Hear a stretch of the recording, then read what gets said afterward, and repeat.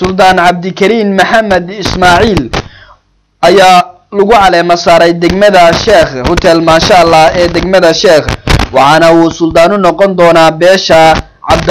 الله oo kamida beelaha gobolka saaxil dega suldaanka ayaa waxa ka soo qayb galay cali masaarkiisa haldoorka beeshaasi siyaasiyiinta madax dhaqameedka iyo waliba dhalinyarada beeshaasi waxana cali masaarka suldaanka si weyn looga dareemayay guud ahaanba degmada sheekh iyo gobolka saaxil suldaanka oo la hadlayay kadib markii la cali masaaray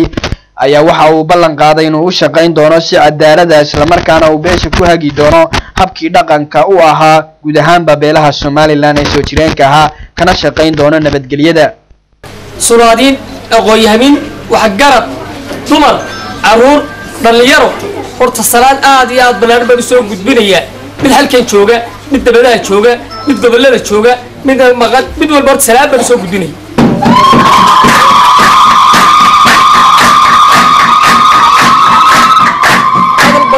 maanta se waxaan leeyahay waxa weeyaan xagga dhaqanka marka loo kaco geela marka xiradiisii uu ka soo guro xiro cusub loo wado ee inay kala yiraahdaan soo gudub xirada geela uu ku raag hasha markuu soo goday uu ku raaga uu waayay laakiin xiradii cusbayd waxa uu ku raagay hal walba halkay fadhiday uu yaqaan marka uu soo gudlay maanta waan hadal barka badin maayo qaar kamida siyaasiyiinta aqoonyahanka iyo waliba odayaasha beeshaasi ayaa iyaguna hal uga hadlay meeshaasi isla markaana tilmaamay muhiimadda uu leeyahay suldaankan iyo sida ay ugu qanacsan yihiin guud ahaanba beelahaan iyo taageerada ay taageersan yihiin iskuna raacsan yihiin suldaannimada Cabdikariin oo hore aabihii uu ahaa caaqilka guud ee beeshaasi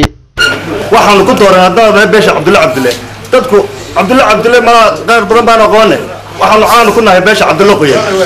dad badan كريم سعيد صالح هون كيبل تي في بربرة